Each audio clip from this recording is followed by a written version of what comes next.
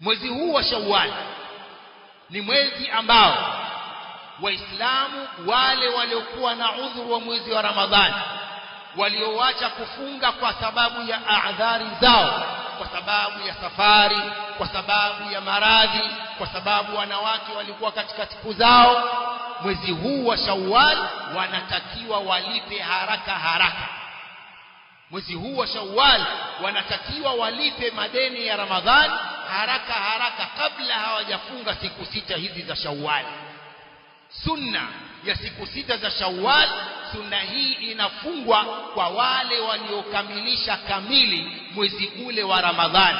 Waliofunga kamili mwezi wa Ramadhani ndio wenye haki ya kufunga saumu hii ya sita.